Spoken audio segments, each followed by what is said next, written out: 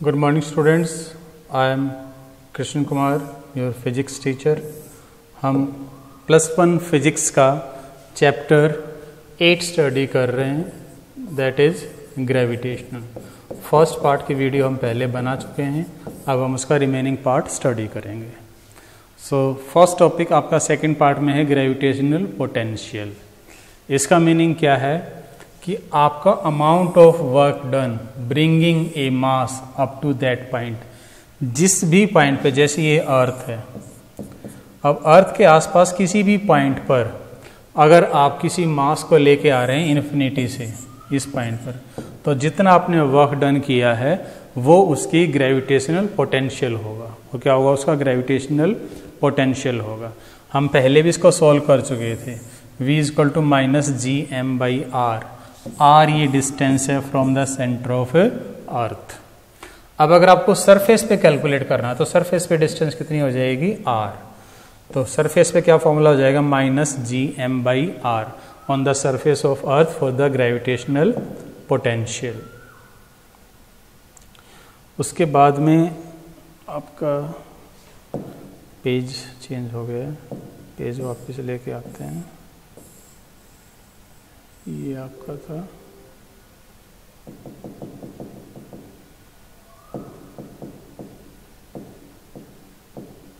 Yes, escape velocity.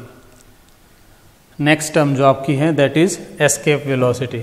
इसका meaning क्या है कि किसी भी ऑब्जेक्ट को अगर आपको अर्थ के सरफेस से या अर्थ के कंट्रोल से बाहर करना है, कि जिस पर ग्रेविटी अप्लाई ना हो अर्थ की, तो कितनी वेलोसिटी से आपको वो थ्रो करना पड़ेगा ऑब्जेक्ट को, वो आपको देखना है।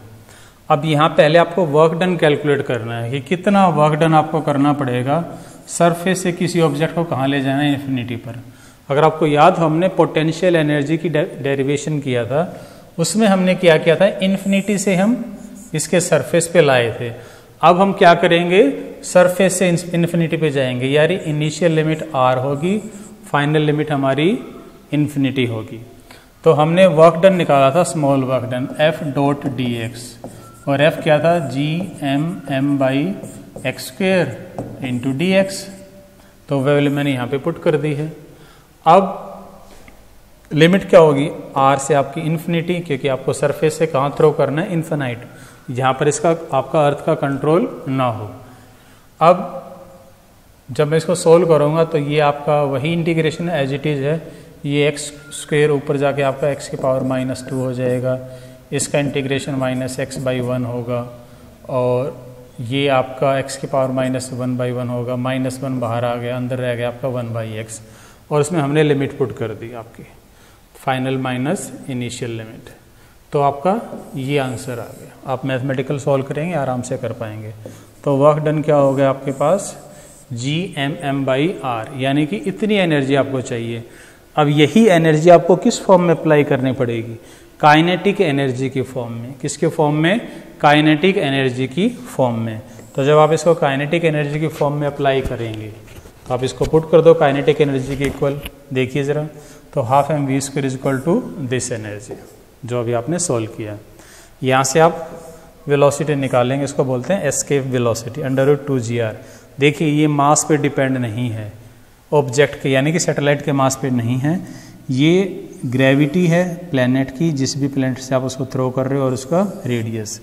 अगर हम अर्थ के लिए वैल्यू पुट करते हैं तो इसकी वैल्यू आती है 11.2 km/s। इतनी इनिशियल स्पीड होगी तो वो क्रॉस कर जाएगा। लेकिन ध्यान रखना, इस वैल्यू में हमने कहीं भी एयर के फ्रिक्शन को कंसिडर नहीं किया है।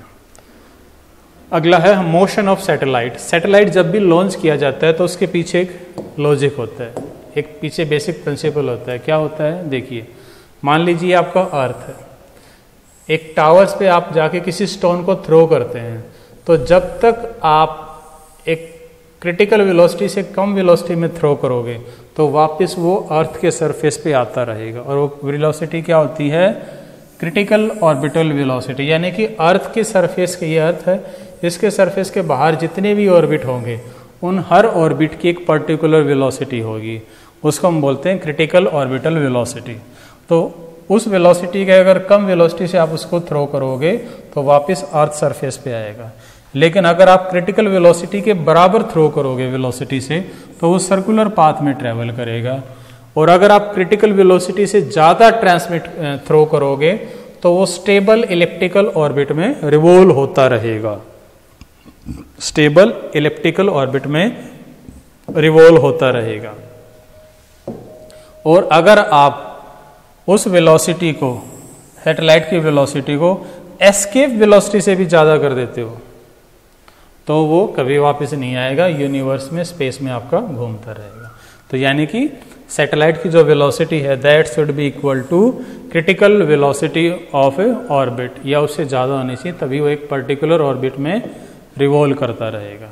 अब आपको ऑर्बिटल वेलोसिटी कैलकुलेट करनी है, बड़ा ही आसान है। देखिए जो वेलोसिटी है उसके लिए आपको क्या करना पड़ेगा, जो ग्रेविटेशनल फोर्स है सैटेलाइट का मास और अर्थ के मास में जो ग्रेविटेशनल फोर्स है वही फोर्स उसको सेंटीपिटल फोर्स प्रोवाइड करा रहा है। तो ये तो आपका क्या होगा, ग्रेविटेशनल फोर्स, और ये आपका सेंटीपिटल फोर्स mv²/r। अब r क्या आपका r plus x, total distance कितनी r प्लस एक्स, दोनों को मैंने इक्वल कर दिया। तो यहाँ से वेलोसिटी आ गई आपकी gm/√r प्लस एक्स। अब आप चाहो तो gm की जगह यहाँ से ये वैल्यू आप पुट कर सकते हो। वैल्यू कैसे पुट करेंगे आप, देखिए gm की वैल्यू क्या होगी gr², ये वैल्यू आप यहाँ पे पुट कर दीजिए, ये आंसर भी आ जाएगा। तो वो डिपेंड करता है आपके फॉर्मूले में, न्यूमेरिकल में क्या क्या चीज़ें गिवन, आप वही फॉर्मूला यूज़ कर सकते हैं। अब यहाँ पर अगर x आप अप्रोक्सीमेट 0 कर दें, यानी कि मान लीजिए ये जो डिस्टेंस है ये बहुत कम है अर्थ ऑफ रेडियस के, तो अगर ये ऑलमोस्ट सरफेस के क्लोज है अर्थ के, x की वैल्यू 0 पुट कर देंगे तो ये वेलोसिटी का फॉर्मूला आएगा। यहाँ पर अगर मैं mass and radius of earth put करूँगा तो ये आ जाएगी, यानी कि जो क्लोजेस्ट सैटेलाइट हो सकता है दैट विल बी 7.9 किलोमीटर पर सेकेंड, इतने स्पीड से वो चलेगा अर्थ के चारों तरफ, ये मिनिमम स्पीड होगी। अब आपको टाइम पीरियड कैलकुलेट करना है सैटेलाइट का। टाइम पीरियड के लिए आपको देखो सर्कुलर ऑर्बिट है, अब सर्कुलर का फॉर्मूला क्या होता है टाइम पीरियड का, 2πr/v, v is the velocity. अब 2πr रेडियस क्या है, ये अर्थ का रेडियस है और सैटेलाइट आपका और x डिस्टेंस में चल रहा है, तो 2πr प्लस एक्स, r की जगह r प्लस एक्स, और ये वेलोसिटी आप पहले सोल्व कर चुके हैं, इसको आप ऊपर लेके आएंगे तो आपका ये फॉर्मूला बन जाएगा।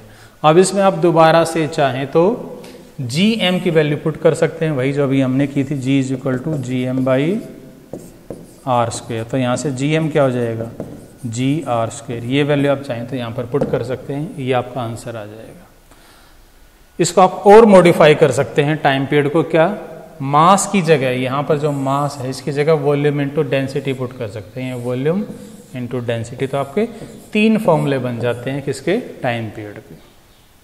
अब यहाँ पर भी आपको क्लोजेस्ट सैटेलाइट का अगर टाइम पीरियड कैलकुलेट करना है तो आप क्या करेंगे, x की वैल्यू 0 पुट करेंगे, और इन तीनों में से, तीनों इक्वेशन में से कहीं पर भी आप कोई भी इक्वेशन ले लीजिए, पहली है, ये सेकंड है, ये थर्ड है, इनमें कांस्टेंट की वैल्यू पुट करेंगे तो टाइम पीरियड कितना आ जाएगा, 84.6 मिनट, यानी इतने टाइम में अर्थ का पूरा ऑर्बिट वो कवर कर लेगा, अर्थ के चारों तरफ रोटेट कर जाएगा क्लोजेस्ट सैटेलाइट, इतना फास्ट होगा।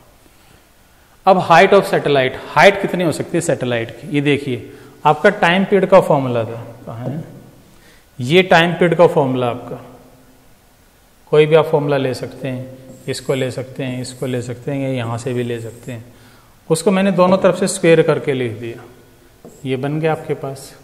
अब मुझे यहाँ से x करना है, मैंने कुछ वैल्यू पुट नहीं की है, सिंपल डिवाइड मल्टीप्लाई किया है, मुझे x की वैल्यू चाहिए तो मैंने क्या किया, क्रॉस मल्टीप्लाई कर दिया, r प्लस एक्स का मैंने होल क्यूब यहाँ पे रख लिया, ये आ गया।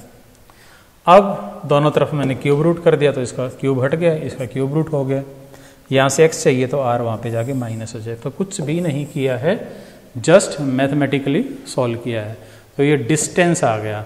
आप चाहें तो इसमें वैल्यू पुट कर सकते हैं और इसको सॉल्व कर सकते हैं।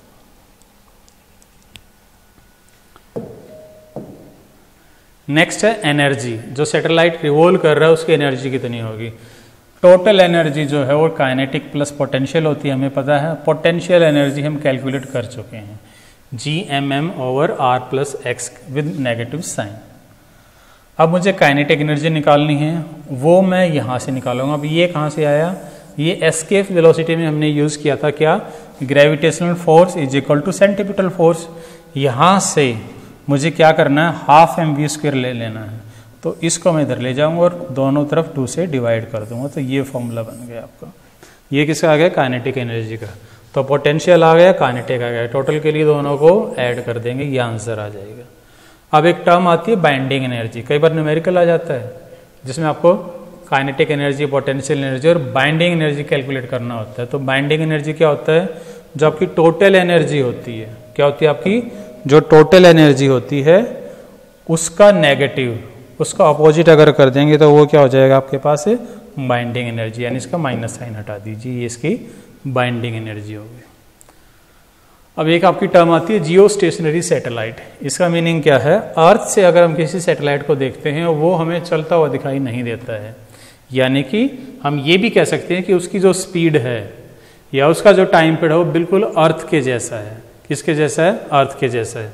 उसको बोलते हैं जियो स्टेशनरी सैटेलाइट।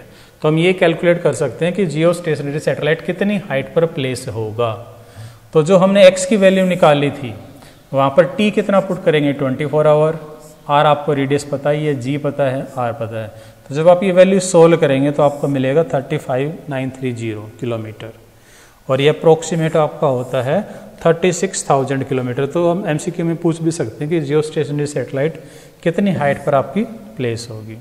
अब इसके एप्लीकेशन क्या होते हैं, कम्युनिकेशन के लिए, यानी कि मैसेज ट्रांसफ़र करने के लिए यूज़ कर सकते हैं सैटेलाइट का, वेदर फोरकास्टिंग के लिए यूज़ कर सकते हैं, सोलर रेडिएशन जो हमारी अर्थ पे आ रही है उनको स्टडी करने में भी इसका यूज कर सकते हैं। उसके बाद आपके पास है एक पोलर सैटेलाइट होता है। पोलर सैटेलाइट होता है जो अराउंड द पोल रिवॉल्व करता है, अर्थ के पोल के अराउंड रिवॉल्व करेगा, उसको बोलेंगे पोलर सैटेलाइट। कम्युनिकेशन सैटेलाइट आपके पर्टिकुलर स्पेशल सैटेलाइट होते हैं जो सिर्फ कम्युनिकेशन पर्पज़ के लिए यूज़ करते हैं, मैसेज ट्रांसफ़र करने के लिए। अब यहाँ पर एक टर्म आती है आपके पास, सिचुएशन ऑफ वेटनेसलेस, यानी कि आपका वेट कब जीरो आप महसूस कर सकते हो, कौन कौन सी कंडीशंस हैं। पहली कंडीशन नल पॉइंट, यानी कि ये अर्थ है और ये आपका मून है, इन दोनों के बीच में आप ऐसे पॉइंट पे चले जाओगे जब दोनों की इफेक्ट एक दूसरे को कैंसिल आउट करेंगे, उसको बोलेंगे नल पॉइंट। तो किसी भी बाउंड्री पे जाकर आपका वेट आपको जीरो महसूस हो सकता है। दूसरा क्या है, अगर कोई ऑब्जेक्ट अर्थ पर फ्रीली फॉल हो रही है, उस पर सिर्फ किसका कंट्रोल है, ग्रेविटी का, तो भी उसका वेट आपको जीरो महसूस होगा, वेटलेस। तीसरा क्या है, कोई सैटेलाइट रिवॉल्व कर रहा है अर्थ के चारों तरफ, वहां पर भी उसमें जो वेट होगा वो अप्रोक्सीमेट जीरो आपको फील होगा।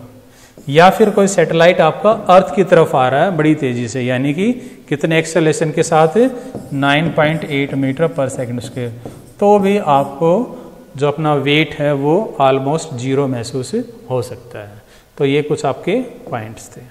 तो यहाँ पे आपका चैप्टर खत्म हो गया। सपोज आपको समझ